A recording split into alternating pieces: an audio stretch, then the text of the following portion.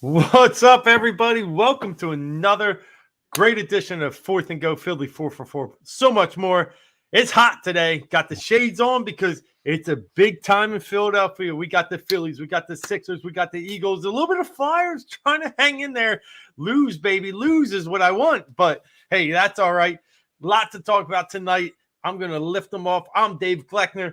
That's Mark Tomasini. What's up, my man? What up? What up? Yesterday was a winning Wednesday. Today's just Thursday. I think that's It's the way we okay. can put it with Yeah. what's going on. It's just Thursday, but it's all right. We're good. Thirsty. We're getting it through. Thirsty Thursday. Yeah, I know. I got water. Oh, what happened?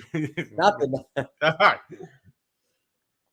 Yeah. No. So life's all good on this side. I think you're doing good as well. And Yep. we're here to do our thing.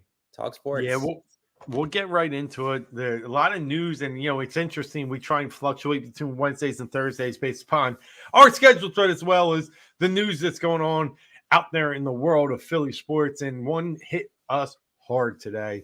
I got the tweet, the text, everything else in between early this afternoon when we heard Rhys Hoskins left the game on a cart with a non-contact injury. It has come to fruition that he has an ACL tear and will miss the entire 2023 season. It hurts us as the Phillies, and it hurts him as a player as he is working on his free agency season, looking to put up big numbers to roll into that and be able to, make that payday he's probably been looking for. So it's double sad, double bad on a night that, we should be happy because we're 1 week away from opening day when the Phillies take the field in Texas against the Rangers. But I want to get to your take first on the Rhys Hoskins injury, really the impact it has on this team.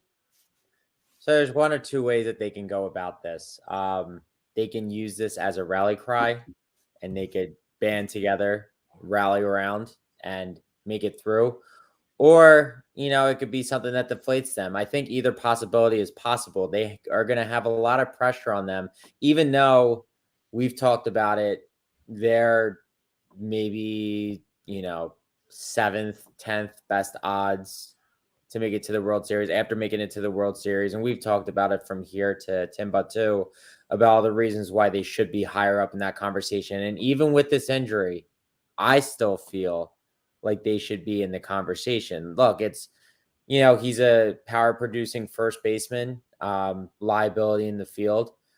To me, if it were me, I would have traded him for, more pitching going into the season. But let me, before I get into the analytics of it, never was the biggest Rhys Hoskins fan of his, but not the biggest, not diehard. And the liabilities in the field precluded me from getting all the way there, kind of like how we were about Jalen Hurts before last year. Like, he can put up numbers at the plate, but his liability in the field and his inconsistency at the plate and being a 230 hitter, like he could get you runs and home runs, but it only gets you so far when you need him. When he's hot, he's scorching. When he's cold, it's a tundra. It's tough, yeah. Those are the ups and downs that you live with a player like him. But great team guy, never went against the grain, always for the team. So you got to love that. So it's hard because I feel, again, it kind of goes to what I was saying last week. I forget. I know I made the comparison to LeBron, but there was a player that I can't think of it right now, but he is the ultimate team guy and he puts on for the team. So like I said, I think they're going to be okay at the moment. Right now, the immediate option is Derek Hall. But, how does the team deal with this? I still think they'll be okay. Just flat out saying with, moving forward, they're going to lose some production, but they'll find ways to make it up. Yeah, I'm trying. I agree. Let me just bring up, I track a lot of data from a lot of different places to try and understand where, the team may fall in a given year. So Fangraphs.com, very popular baseball sabermetric site, has already reduced the Phillies' total team batting war from 27.4 to 25.8. That's a significant 5% decrease, which overall that probably impacts the win total probably by about 2 wins at least. So that's tough. They're already starting to factor in the Reese injury, and unfortunately, that's something that it's real. It's like as much as we want to say like we can fix it, we can put JT at first here or there, put Stubbs at catcher, we can find ways to put Bomb at first and have what's his name Sosa play more at third. It doesn't matter. That's 29, 30 homers waiting to happen. And it's just, it hurts. I'm going to be honest with you. It feels like when all good things in Philly, kind of align, they drop the ball on us or the bomb on us. And this is what happened today. We got a bomb dropped on us. It's not Trey. It's not, JT, and it's not Schwarber, but it's still a valuable piece in the lineup that I think, in the end, I think it's a huge impact. Now, like you said, the rally around thing, he is kind of a heart and soul of this team. They like him. And he really is I look at him in golf like a Jordan Spieth. He's a guy, he's out there talking, but people just gravitate towards Reese. And he was a big reason, he's been here as much as Nola. There's a big reason when they won last year, it was about Nola and Reese. So it's going to hurt. I mean, I'm being absolutely pure about this and absolutely subjective. It's going to hurt. Objective. I'm sorry. Yeah. But in the end, can they adjust? Can they fight? Will Dombrowski find a resource like you said, Hall, or even another trade? Yes. It's just he's got a little bit of that personality. I think that's what we're going to lose the most. Yeah, I completely agree. You're going to lose the locker room guy, the team guy, the rally cry guy. But like I said, I think Hall is a possibility, or there are some candidates out there that, they could go trade for. I still think that they will be all right. They'll be all right. Yeah. Obviously. But kind of news that can kind of offset that a little bit is earlier in the week, Dave Dombrowski was doing his rounds in the media, and he was saying that they're not even putting the 60-day IL tag on Harper, which means he could come back before May 29th of this year. Yeah. Now, that's a good sign. Obviously, they've been slowly working him back, but he's already doing he was hitting off the tee. I think he's doing some light hitting right now. Obviously, you don't want to rush something back like this, but in this essentially Tommy John for his arm, he's not a pitcher. He was still hitting off of it last year when it was in disarray. If the hopes that everything was corrected, you get that production back. Again, you're not really going to get him out in the field, but at least you're going to have that bat. You're going to get that replacement. I think, again, like I said, Charlie Manuel has spoken very highly about Derek Hall for years now. Years. Yep. And he was like, I expect to see a lot of him. And this was last week. I heard him on the radio last week. He was like, I really like him as a baseball player. And he was like, I think he can do some big things up in the majors. Again, may not be Rhys Hoskins level, but I don't think it's going to be that big of a drop off. I know, again, I'm with you. I do think it definitely takes it's a shot to the team that he's not there. And it is more of the emotional. Derek Hall has a chance to break out and make a name for himself. He does. Can he play first, though?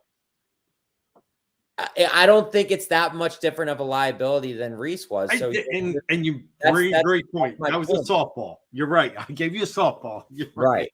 Right. I honestly don't think, maybe I'm wrong because we haven't seen a large sample size of his, but of what we've seen of his at first, he's good enough, at least for the time being. I don't think it's a defensive drop off at all at this point. No, I don't disagree. It's that's probably the most frustrating. Like the things you said earlier about Reese is the Tundra quote, which I thought was great. When he's cold, and then the first base defensive liability. It's hard. We lost the game, and I think it was to Atlanta last year in the playoffs when he just flat out misplayed 2 balls. And I mean, we ended up winning the series anyway, but it was a little frustrating because we could probably got it a little easier coming home, here 2-0 instead of 1-1. But yeah, that's where it can Hall. provide at least the same level of defense, then we're fine. Because I do think he can survive at the plate. The only thing I'll say is this: when you have Stott, when you have Schwarber, when you have Marsh, and now you add Hull, 4 lefties in a lineup, that's just going to be something that we're going to have to understand. And Harper, 5 later in the year. So I do think a trade or a move might be made, but for now we can move on and we can try and adjust and we can try and be okay. But in the end, it's a big loss, but it's a loss that I think, and I think you're on the same page as me, we can recover from. We can. Yes. We can. Look, I love Reese, and I know he's great, and I know he's good, and I hope, I hate to say this, but I hope maybe his price comes down a little bit now. And then I'm like, yo, let's re-up him. But get well, hang around the team, bring that spirit, and then let's battle on. And talking about battling on, the Phillies are 1 week away. Next week we'll have our MLB season preview on Wednesday night. We're going to move the Wednesday night back to Wednesday night to be ready for the opening day of baseball, which is next Thursday, while the Phillies open up their defensive National League title out in Texas. But, getting ready to wrap up the Florida season as they come back this weekend and then have the Blue Jays in a quick 2-game stint here. I guess the biggest news in Phillies camp, you can look at it 2 ways. Is it the Trey Turner absolute domination in WBC, or is it, hey, we got some injured guys in the back end of the rotation, we got to piece it together for a month? I lean towards the Trey Turner show and what he did with 5 home runs in WBC. And he hit one for us today. Here. Oh, I didn't see that. He hit a homer. He hit a homer today in Clearwater. So obviously good to see that's not just World Baseball Classic pitching, that he's still raking. Oh. It's good to see that. He's like Chase Utley times 1.5. Like he's got more power and more speed, more defensive range. We're gonna love him. We're absolutely gonna love this guy. Yeah, I mean, I think this is another reason why we haven't even seen what this lineup is without with him yet, and we haven't. Because Schwarber and JT were there too. Right. So I mean, but the thing is, obviously, and even regardless of spring training, we haven't had the regular season, to see what these guys can do together. I mean, who knows? They might get off to a fast start, but you never know. There's always going to be those lulls. Baseball is a game of numbers. The best teams still lose 50, 60 games a year. Yeah.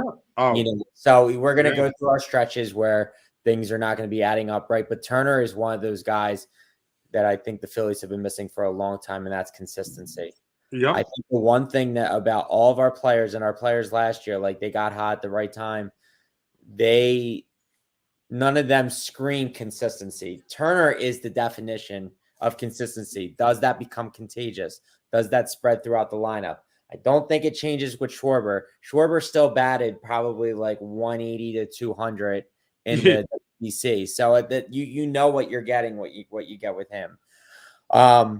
So we'll see what comes about here. But honestly, to me, the bigger issue is the back of the bullpen, the back of the rotation. Obviously, I'm excited for Turner. But, I mean, good to see that Falter pitched 5 innings today. But, the reports now coming out that Ranger Suarez is not going to be ready at the very beginning of the season because he's got tenderness in his elbow. I think it was either tenderness or he had liquid or swelling or something like that in his elbow. It's not obviously anything big at this point, season-ending injury, but just discomfort. That's never good to see. Obviously, we've talked about the Painter situation. He's probably won't see him till at least June, July, something like that. Obviously, they're going to have to slow play him in there. Taijuan Walker's look good. And, we have our 2 above him, but we're going to have to really, kind of cut and paste here and try and figure out what we can do. To survive the beginning of the season. Like at first, a couple of weeks ago, we said we have 6 guys. Well, that may have changed a little bit. Yeah, yeah, but I mean, I still think, there's still falter. I mean, there's still opportunities for They'll them make to it really. work. Yeah, Yeah. yeah, yeah. And at the beginning of the season, with some off days that you play in, I mean, the first time you need a fifth starter sometimes is by like middle April. So, yeah, I do. I'm a little worried. Don't get me wrong, but what did we start last year? 23 and 28, something in like that range, right? 22 and 29, I think. Yeah. Okay. When So we hired Girardi. I Yeah. was plus one, minus one, but right in that range, right? Yeah. Yeah. I mean, it's going to be We better. if we can survive that, we can survive anything. Yeah. Yeah, no, absolutely. But I'm just saying, if you talk about list of concerns going into the season, that's Yeah, and you know, obviously, when April starts, like, and we're starting on March 30th, the the bats are the coolest usually. Like, sure. it's a hard hitting time. The hands are still numb. You're coming up from hot weather to cold weather, but at least the Phillies get Texas first, a little Excellent. warmer, Yeah. and then they got to go to the Yankees, which is they're going to come up to cool, and then they got the opening day here Yep. in that weekend. So sometimes hitting's the hardest part to adjust to. So you need your pitching early. So we'll see how that works out. But we'll definitely get into the Phillies more next week. But let's talk about the World Baseball Classic and the quote that came out of Mexico when they lost to Japan in the ninth inning, 6-5, was, "We lost, but baseball won." The quote that came out of USA Japan was very similar. "We lost, but baseball won." And not aside, but 2 runs scored when we lose 3-2. 2 home runs were Trey Turner and Kyle Schwarber in that game, which was Right. pretty cool. All Phillies So offense, Philly won. and Philly, baseball won, but right. USA lost. Baseball won, but the US lost. Yeah, and it went down to just a perfect scenario. People will call it poetic justice. People will call it stars aligning. People will call it whatever they want. But Otani versus Trout to end the baseball classic, and Otani got the better of him, and he did, and that was beautiful. On either side of it, I'm the biggest Trout fan you can ever have. But my opinion of the whole World Baseball Classic was this: it's exciting when you can get countries cheering. Like, Randy Arozarena might be one of my favorite baseball players because of what he did. He signed baseballs in between a pitching change. Yeah. Hitting them over a fence. He caught a home run ball, brought it back, and stood there and posed. Like, I love baseball when you can give some swag. Yeah. And I think the World Baseball Classic brought back some swag. And whoever said it, it was a win for baseball. It's 1,000% right. I found it theatric, I found it dramatic, and I found it well worth my time watching the game that I love. Yeah, they need it. They need some sauce. They need some pepper. It's a product that I think they're starting to see that they really need to add a little pizzazz to it. Yeah, You look at Japan, they're rocking, they're cool. They're cool. They are cool. Yeah. right. But they have fun, and they know they have fun. They're not too cool for it. They're not too cool. Like, well, we're not gonna, we're gonna be about business. Like, we don't need that. We really don't need it to always be like that. Like, you can have fun. That's how you get the younger generation involved. Like, you lose the younger generation, you lose everything. Oh, when Venezuela hit a homer against us, they're running around the bases, pumping their chests, going slow as hell, and Yeah. and then we hit one back. Like, it's fun. It's okay Right. to celebrate. You're allowed to one up each other. Like, these unwritten rules about, you can't, celebrate a home run because the pitcher's going to plunk you the next time. Like, You that's can't so flip a stupid. bat. Yeah. Yeah, like, don't pitch it down the middle. Don't throw him a 98-mile-per-hour fastball down the middle of the plate. Next time, throw a slider and make sure he doesn't hit it out of the park. Like, that's what you got to do. It should honestly encourage you to be better. Yeah. And that's what's being missed. And it's like this whole thing of, you got to do it by the book. And look, you see the way other countries do it. I mean, like I said, I keep going back to Japan, but they their players get up on top of the dugout and go to like the net. Oh, I love it.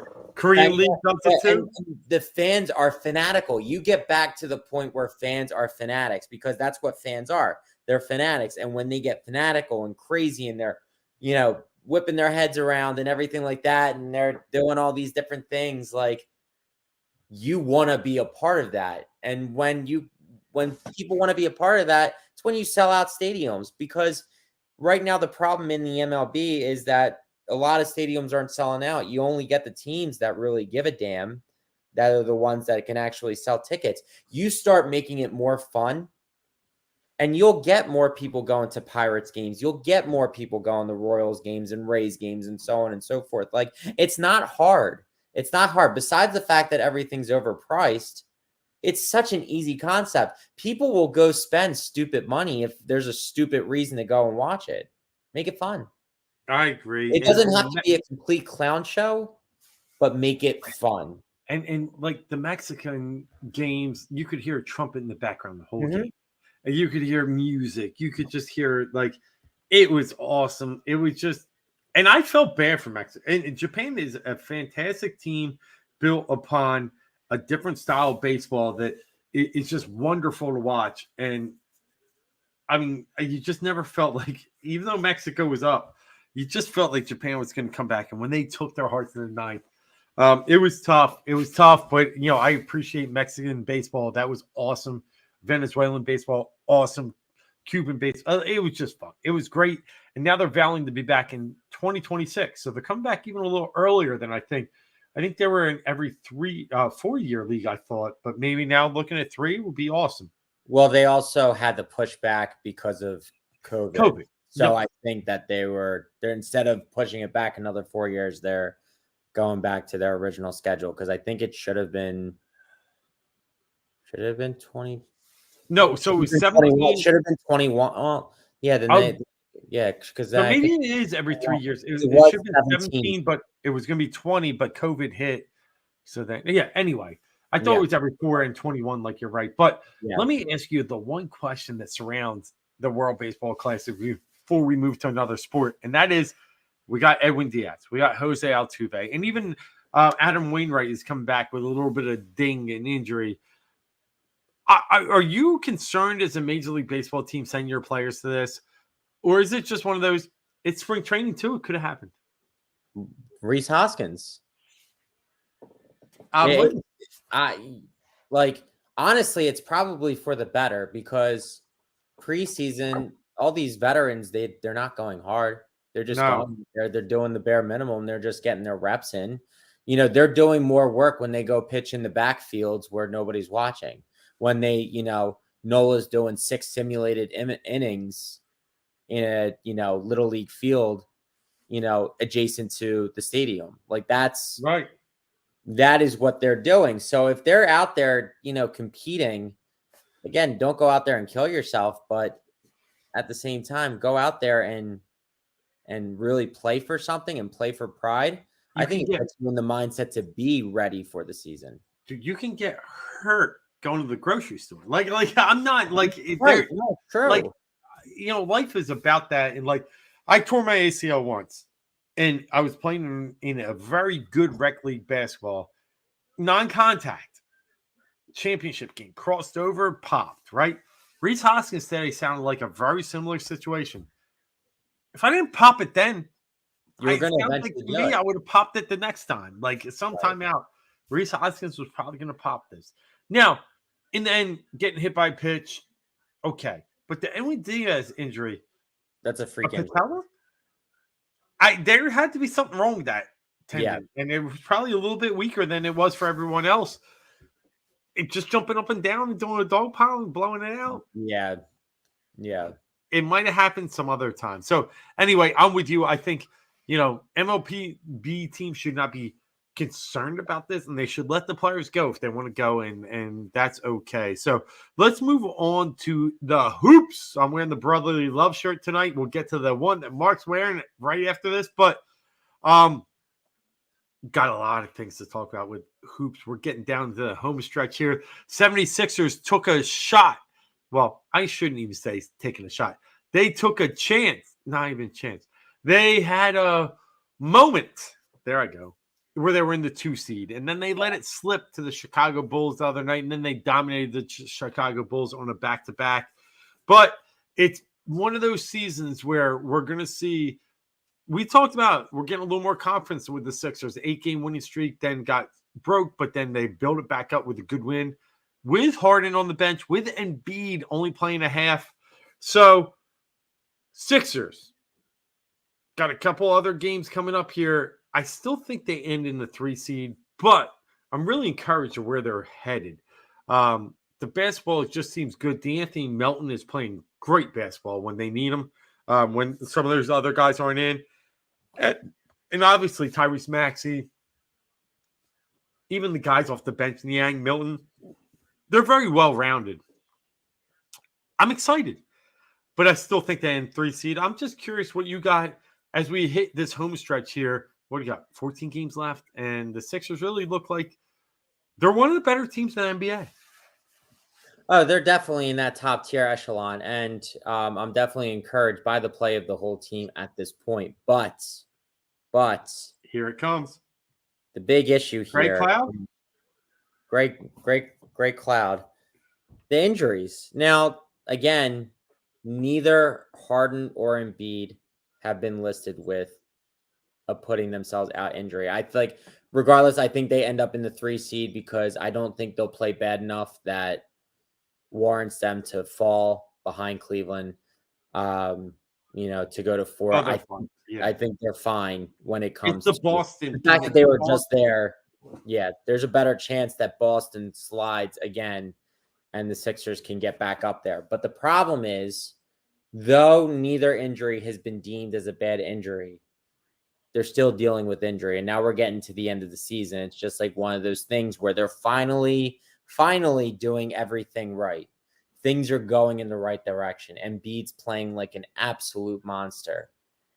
And Harden is being productive and he's being efficient.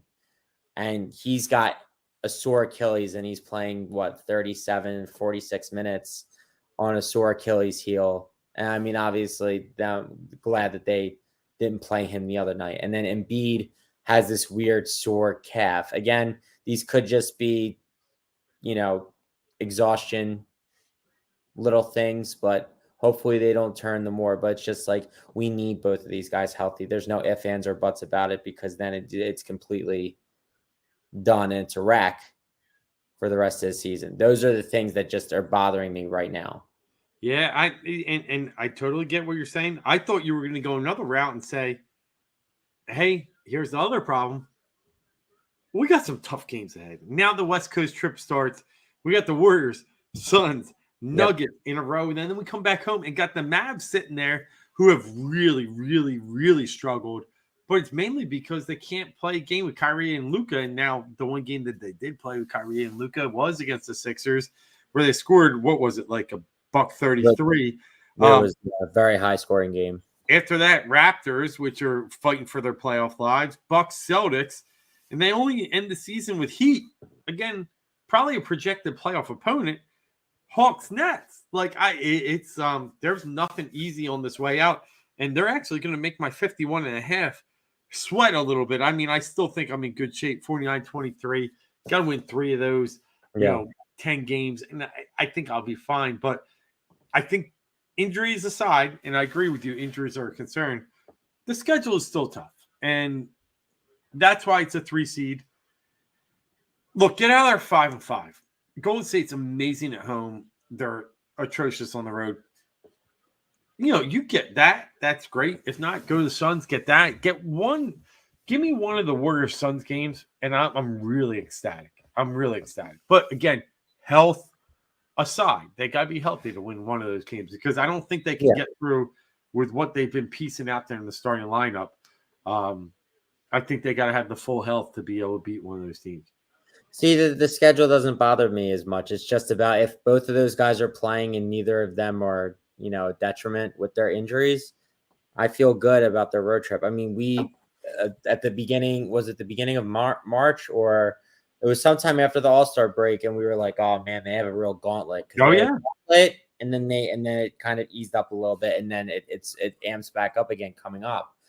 And I remember, I think we were saying like 3-2. They have a 5-game road trip. They go 3-2. I think they went 4-1, and the one was a gimme or something like that. And then they had another run where we were like, wow, they're, this 4-1 turned into 8-2 over their last 10, and um, it went up to like 13-5 over their last 18. Like, they've been really putting games together. It's just about making sure that those guys are healthy. Like, I look, they're gonna want the Mavs game. They're gonna be at home. Yeah. A Wednesday night Mavs game at home, and I think they're going to have revenge on their mind because of the way that game went. And the Sixers have a game in Denver. Embiid, as long as he's standing on 2 feet, he's going to put his all into that game. That is a must win in his book and in their eyes, and they're going to do everything that they can to go in there and take care of business. And I'm not fully convinced with the Suns. I mean, like, look, it's a lot. It's tough. It's going on the road. But we've talked about this earlier, within the past couple of weeks. You almost like that they have a tough road going into the playoffs because they got to stay in that dog mindset now. There's no letting up off of the break. That's it. Like, it's win or go home. Even though, like, technically that's not, they have to have that constant mindset that it's win or go home, because this really, like I've said before, this season, this playoffs is make or break for the franchise. Yeah. I really think it is. No, I agree, because you talked about it earlier. I think it's, people don't want to admit it, but the fact that the noise of Harden in Houston, and the fact that he doesn't really have a contract with us, he could leave. He has a player option after this year. I mean, it's there. You get an early bailout. I mean, it's scary because Embiid needs a piece. You can't win it on your own in this NBA anymore, and everybody knows that. And no matter what, he needs a Robin, and Harden has seemed to be a great Robin. Like, it's really meshed. It looks great. So that thought of him running out of here and us having to find that backfill when there's no good free agents out there. You'd have to do some type of sign and trade work deal, and you'd have to have someone cry. There's some criers out there. I still think we could get a Paul George crying. I'm not saying Paul George is the fit, because and now he's hurt, even though he's gonna come back, but he's a constant. But I think that him and Kawhi thing is just an absolute disaster. Yeah.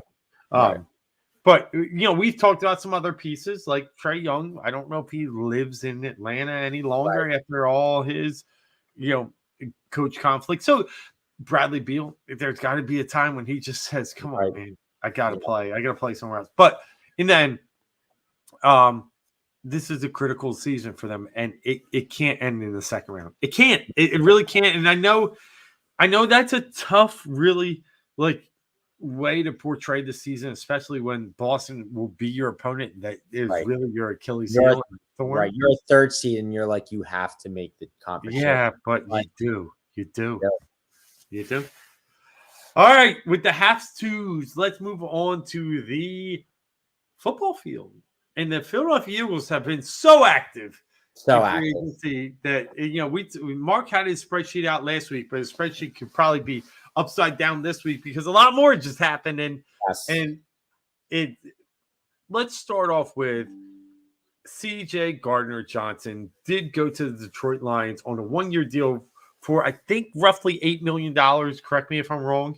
6.5 base salary goes up to 8 in incentive. Yeah. So you are correct. So there was, and then John Clark from NBC.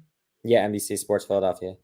Came out, and some others came out and said CJ had a multi-year deal, and the Eagles had his value at much higher than $8 million, and he decided that wasn't his value. And here he is with this deal in Detroit, where he really overplayed him, and that's why they went back and got Darius Slay. And I believe everything that's said there. I do believe the Eagles were in on CJ all along and then had a number in their mind. And I'm guessing that number in their mind was 10 to 12. Yeah. It's just where, looking at Jesse Bates at 16, way too much. But I think 10 to 12 is where they thought they could fall with him. And when it didn't work out, we move on. And that's who we are, and that's who Howie is. Wear the ski mask. And I just want to get your reaction to, the CJ signing and obviously the drama that came behind me afterward. The whole thing is I don't really feel bad, but it's unfortunate for him. I don't feel bad either, by the way. His agency did him no favors. Whoever was giving him advice did him no favors. He did himself no favors, because I did say this. I think it was even before the legal tampering. I think it was the week before or maybe it was when the legal tampering period started. When he put out that "Thank You Philadelphia" video, and also he put out a couple cryptic posts like right after the season. Like right after the season, he was like, "It was great playing for you." It's just like one of those things that says like, "I'm out." Like unless like he's trying to play. But it felt like pandering. Like it felt like yeah. Well, that's what it was a negotiation tactic that I thought was really off, and it was too soon. Yeah. It's not that was it too soon. Yes, I agree. And that's my point. Like I could see if it's like taking a while, sure. But he there had to have been talks during the season, like, this is the way we're gonna look at this. Like this is how, we brought you in, we're gonna try and bring you back. Like there's absolutely no reason why we wouldn't try. And I know that he, you got to look at this like this may be your only real chance to get paid. Now, if you really believe in yourself, you think I got 2 contracts in me coming up. But, he wanted to get every dollar out of it. And he thought he had a bigger market. Now, I remember when we talked about this, I said, Howie will be waiting. Yeah. I think he pissed off Howie. I think he pissed off the Eagles with his pandering, with the sending a thank you video when the legal period hadn't even started. And something that I've always noticed, and it's been bothering me lately, just because social media is such a thing now, like players saying goodbye before they've even been let go or they've signed a contract. Because like what happens when you say goodbye and then you end up coming back? Like you have egg on your face. Now it's usually a good thing if you're a liked player. But like even Miles Sanders did it. Like we signed Rashad Penny and Miles Sanders was like, peace out, Phil. Like he was like, goodbye, Philadelphia. Thank you. Yeah. Wait until you sign a damn deal before you say goodbye. Like it's like, boo-hoo, look at me. I've been moved out. I've been pushed out. You're also asking for a lot of money and you've underperformed, but that's here nor there. So in this CJ Gardner situation, the video, and thank you, Philly, it's like you haven't even really gotten into the real negotiation process yet. Like you technically shouldn't have been able to really been talking to these other teams yet. He misread the market. They really thought that they were getting 16 a year. Jesse Bates, like you said, and I think Atlanta did overpay for him, but he's been wanting to get out since it's been a thing. He still held up his end of the bargain by playing on the franchise tag there last year and playing well. Atlanta needed somebody. They went out and got him, but everybody else has been below $10 million. Every single other safety has been below $10 million. CJ Gardner-Johnson had one good year at safety, and he had 6 interceptions, but they came in bunches, and then he missed half the time, and a lot of those interceptions were tip ball interceptions. Yeah. I'm not saying, and I'm not over here saying he's not a good player. He brings the emotional that you want, like in regards to hyping a team up. He's, not the quarterback of the defense, but he's your hype guy. He brings the intensity. He's not going to let anybody get over the top. But maybe everybody overvalued him a little bit because there are a lot of pundits who thought that he was getting 14, 15, 16 a year. I was closer to that 10, 12, like you and I have been saying. It was way too much, and he really thought, I'm going to go do this, that, third, and he pissed off a lot of people on the way. Yeah. And the stories coming out now are that's how New Orleans felt. Mm-hmm. Like, and that's how they got off with this deal with the Eagles. In the end, I would have loved to have him, and I'm sure he'd still love to be here. But I will tell you this much. Those Detroit Lions are going to be something else next year. Yeah. Like, I don't like them, and I don't like them from the standpoint of they're going to be pretty damn good. They're getting better and better. And then we saw this year we saw them lose some games that they shouldn't have lost. And this Dan Campbell's coaching them up, and then he's getting more talent. The defense was the sieve, and the one play said that they're going to be good. Anyway, going back to the Eagles, there's a bunch of other things that went on recently, and there's a lot of cap space still left. Mark, you got anything to react on with the recent signings that the Eagles just made to replace one, C.J. Gardner-Johnson, two, T.J. Edwards? Trying to think. Okay. Well, I had another one in mind, but I'll go back to that. Go ahead. I like the Nicholas Morrow. Yes. From That's Chicago. what I was getting. Yep. So it's almost like a trade for T.J. Edwards, right? Essentially, it was. He had 16 tackles? 116, yep. Yeah. And that's and kind of in this Eagles offense, that's what you're going to need at linebacker. Defense. Somebody who could what? You said Eagles offense. I was thinking linebacker, and yes, sorry for this Eagles defense.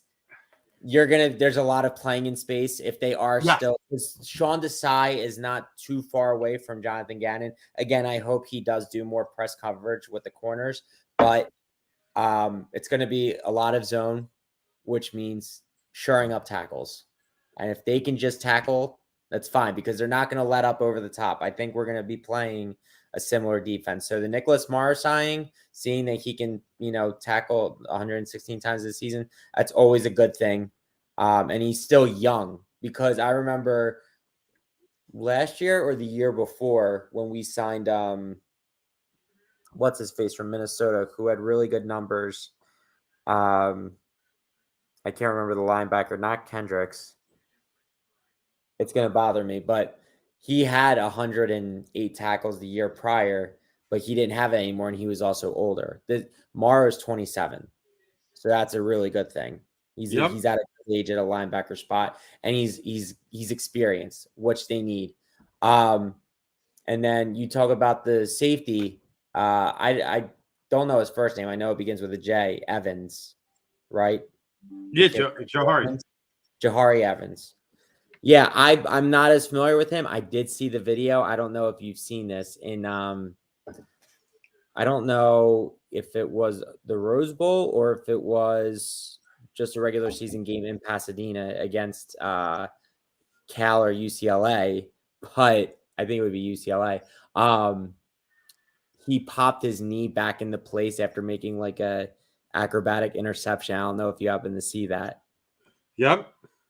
Yeah, that was something else. So I think I'm going to defer to you and get your thoughts on him. Well, listen, the Eagles have been living off so many years of finding guys and being able to give them 1-year deals and making them like heroes out of zeros. And I don't mean that in like so many terms of they weren't good players. They were in situations where they just weren't valued to get a long-term deal. So they say, come here and I'll give you a chance. I might give you a starting job. You got a chance, fight for it in spring training.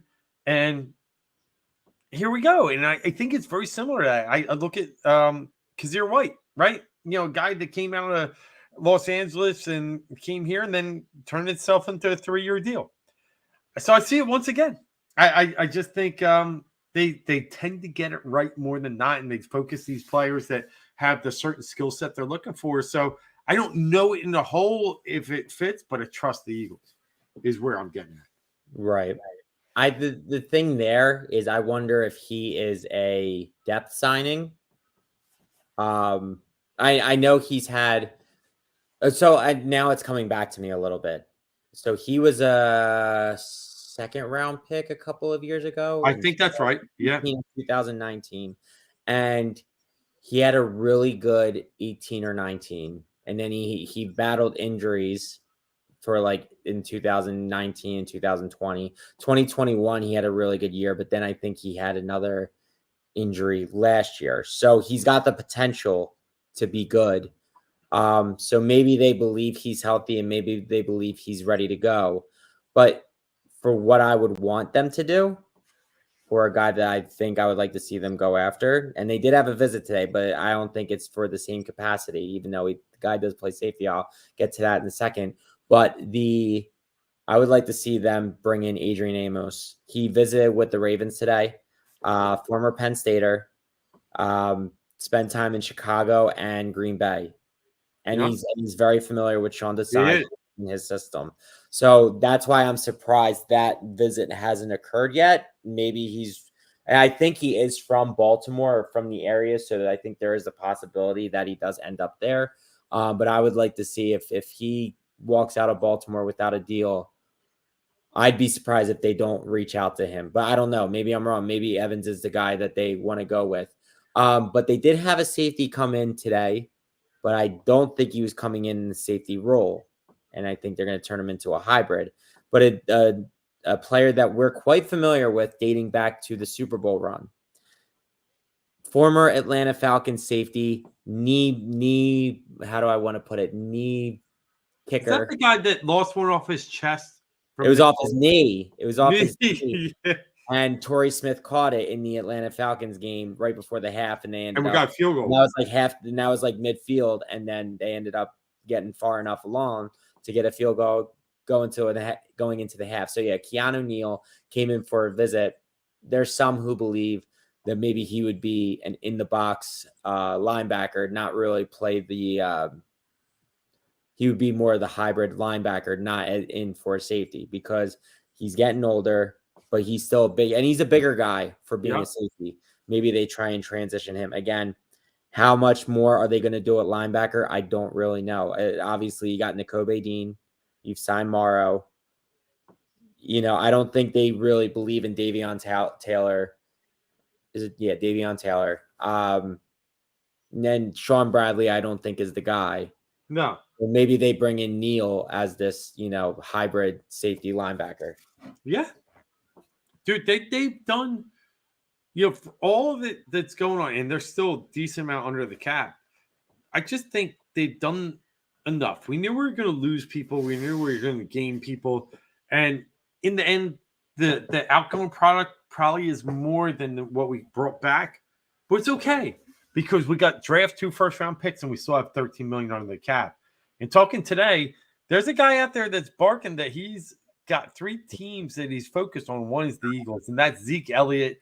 And then later we've heard that maybe that's not so right. Maybe that Zeke will go like projecting where he wants to be, as there's signs out there that the Eagles haven't even thought about that, because Rashad Penny, obviously we still got Boston Scott and Kenneth Gainwell, and we got the kid Trey Sermon. Like, is there room in the backfield? I would rather draft someone than sign Zeke Elliott. That's where I'm standing here today. Listen, the only reason I would want Zeke Elliott is because, one, he does finish runs, and I'm okay with that. And, I think he is a type that can work in an RPO. I do really think he would work well in one. And I also think he'd play hard against teams like the Cowboys. But I also think he's a more volume guy and might want a little bit more than we can have to offer. And for that reason, give me a hungry kid out of college. That's where I'm at. I'd rather have one of those than pay for Zeke. Right. You think about it. We got Kenny Gainwell, who you and I were fans of coming out of college, and it worked out because he's not regular. He's not volume, right? He's not a bell cow back, right? Yeah. Right. He's not that. And I just think with Zeke, I think he's cooked, to be honest. I really think he's cooked. I don't know if he's cooked. What makes you think he's cooked? He still scored a dozen touchdowns. He can finish runs. Yeah, no, he can, but I just don't think he gives you what he's not. And I know this is going to sound crazy to say, but I know it's true to be true. He's obviously not that 4th overall pick Ezekiel Elliott anymore. Oh, yeah. When you get Ezekiel Elliott, and if you are trying to make him a part of your offense, he still has the mindset that he's the 4th overall pick Ezekiel Elliott. And I think it just won't work out. And to me, he's nothing like he used to be. It's not even close. And, people talk about the whole DeMarco Murray thing and when he came here. DeMarco Murray only had 900 rushing attempts at the time. Ezekiel Elliott is at almost 1,900 attempts. Okay. Since he's been in the league. he's doubled where they are about the same amount of time. So I really think that we're never going to get that same player again. I think the personality is too big for this backfield. There's no room. It's easy to let go of Trey Sermon, but I still think you have Rashad Penny, who you got a really good deal for. If he can stay healthy, that's huge to your cap. Kenneth Gainwell, who has a chance to shine, and Boston Scott, and I don't know if I would have brought Boston Scott back, to be honest. I don't know if I would have, but they did. So that's where we're at. They're not gonna turn around and cut him now. So really, to me, there's no room. Even if you cut Trey Sermon, you're better off drafting somebody. Even if that means taking, this would be great, like a Jahmyr Gibbs at 30. With all this Bijan Robinson talk, I don't think I don't think he makes it past 20. So that's kind of where I'm at with the Zeke. Bijan might not get past there. I mean, I'd love it, right? Yeah. And I'm not taking him at 10. You can't. I'm not. I'm not taking a running back. I would trade back if you can trade down to 15 and get another good asset or something like that. I'll do it if you believe that much in him, but not just at 10 for nothing. Yeah, I would love if Carter dropped to 10. I don't think he will with all this other stuff, but man, stuff going on with the defensive end in Georgia. But I'm with you. I think the running back area and our depth is just fine, and I got faith in Penny. I think he is Miles Sanders with a little bit more pump, a little more gust, and a little more physicality. So I'm good with what we got. This is all talk today, and we'll see where it ends. He talked about Jets and Bengals as well. Obviously, that's interesting because Jets really only have Breece Hall, and that's it. And Bengals really got a question mark behind Michael Carter as well. But everybody seems to forget about Michael Carter. I know. I agree. And I know he was in the backfield with what's that? Javonte Williams from Denver. They were both North Carolina backs. They were great. They were. I just think Zeke versus Michael Carter is a different kind of running back. So I do think it does fit.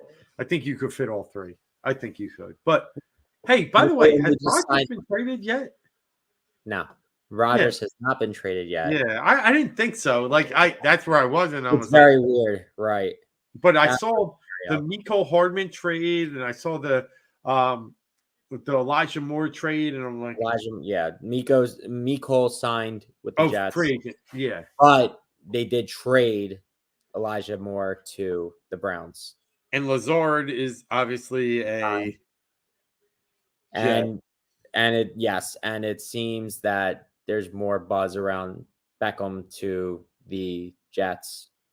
Obviously, I think that would be in lieu of a Rodgers trade happening. Yeah, that one's at a standstill. But I'll tell you, there's a couple other things that have happened with the Eagles.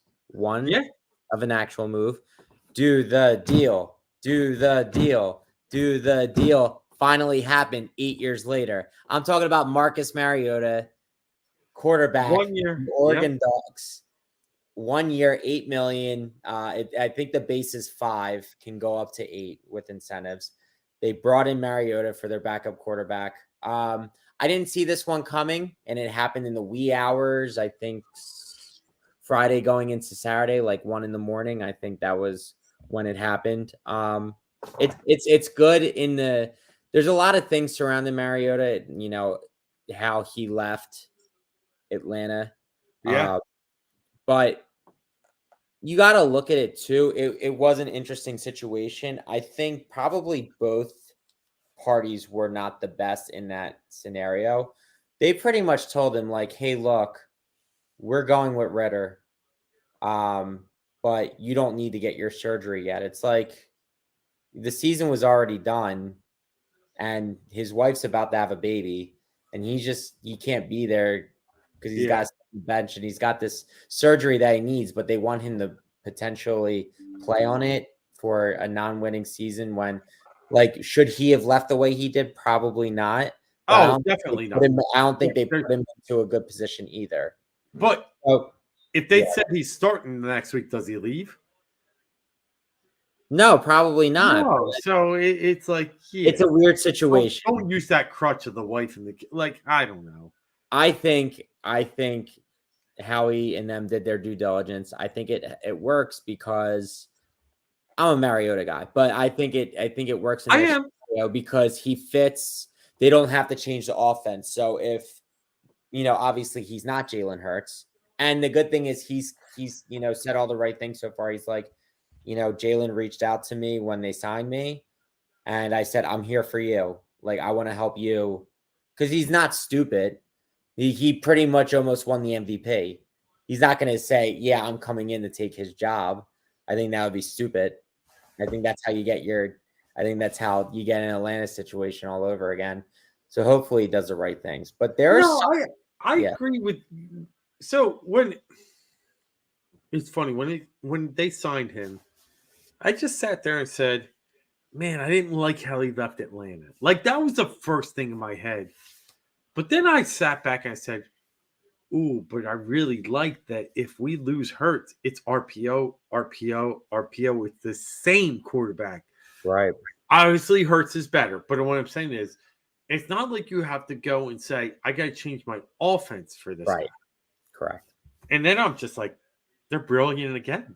This right, is like Minshew for all it was. We're 0-2 with him. Like, mhm, let's just be honest, we were 0-2 with him, and it was a different offense. And it's not good. Like, it's such a good signing. Like, I'm with you. Like, I just thought more and more about him. Like, this guy's gonna be all right for us. He is, and he's got humbled, and he got in a way that he knows he's not the starter here. At least in Atlanta, he knew he was the starter. right, And then this young kid that's a third round draft pick took him over, and it is humbling.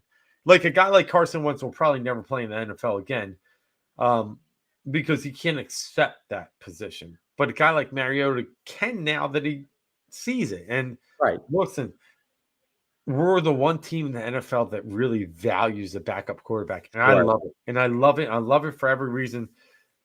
If the San Francisco 49ers valued a backup quarterback, they probably could went a little farther. Maybe they don't beat us. I don't know. no, Maybe they do. right, Maybe they don't. But like there were teams that were limping in quarterbacks into last season, like the Los Angeles Rams. They had to call Baker Mayfield in right, from the trash pile. So yeah. I'm with you. Like I think that was a really good sign. Did you have another one?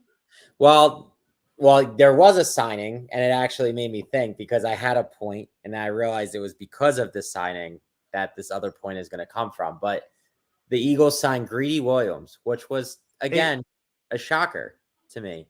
I thought we talked about that last week because we No, said no, no, that because was we said no, it happened on the show. It was breaking news. We did. was And it? yeah, because I was like, why? We got Avante Maddox, we got Slay, and we got Bradbury. Why another cornerback? And maybe it's to be a safety. So we did talk about it a little bit. Oh yeah, 316. Yeah. Okay. All right. Yep. So No, yeah, that you was you that. you Oh, made that the was breaking breaking news news. during the show. Right. I'm telling you. Yes. Yes. No, you're Yeah. right. You're right. But that leads to a point. That's it wasn't about the Greedy Williams thing. That was trying to catch everybody up. But this point comes in. Uh Devin White, linebacker, Tampa Bay Buccaneers, who played with Greedy Williams at LSU. Greedy Williams had an Instagram post, but this is the way of the world now. If you're not up on it, then you don't know what you're doing with your life. So here's the thing. Greedy Williams on Instagram, I think his name is Be Greedy, which makes sense. Um, he put up a picture of him signing his deal. And one of the comments, Devin White _40, which is his official account, let's make it happen. Now, this could be just about getting the money, but Devin White, I think, did come out at the beginning of the offseason, like saying, like, I'm done. Like, I don't want to be here anymore. Like, and so, he's unhappy in Tampa. Doesn't mean it's going to happen, but there is cap space. Maybe they could do some restructuring. Maybe they could move a pick or so. Maybe the Eagles, now this would be crazy. They don't value linebackers like this, but if they just could, if Yep. they, I don't know if this would happen. I don't know if this is realistic, but just to have fun and to fantasize a little bit, Devin White in this defense changes a lot of things. You know, It's and beautiful. you're Nakobe Dean and kind of falls back a little bit. You have Morrow and Devin White, or maybe Devin White ups the play of Nakobe Dean. It shores up the middle of your field, and tight ends aren't getting away with anything. Man, you're And getting me excited. Pressure. I'm just saying. And there's another chip to fall. The Eagles are not done. They're not done. Yeah, they're done. Just sitting there. They're making their moves. They're waiting their ways, and they're going to be just fine. And talking about just fine, that pretty much wraps it up for episode. What I'm calling it 56 here, March 23rd, 23, 323, 23. Lots of threes in there and some twos, whatever it is. We are Philly 4 for 4 plus so much more. Fourth and go here on the Heat Ratio Sports Network. Here to stay, here to give you that passion, that Philly voice, that what you want to talk about. Always get involved, get engaged. I'm Dave Gleckner. That's Mark Tomasini. I'm on Twitter at DGleck. He's on Twitter at Philly Sports Source, right? That's correct. And we're always here to talk and get involved. Next week, we'll be live on Wednesday giving our MLB preview for the 2023 season. And then we'll look at the Phillies and, hey, tough NL East. I can't wait to talk with Mark about it, see where we got. Last year, the Phillies end up with the 3rd seed in the NL East, but find a way to get the World Series. It's going to be great. And it's great every time talking sports with Mark. So I hope you follow us. Hit a like, follow us on Twitter, on YouTube. Mark, you got anything else? No, just check out Heat Ratio Sports. You'll find us and other great shows. Smash that like button, as the kids would say. I love it. Smash it hard. Until next week, Wednesday night, Philly 4-4. So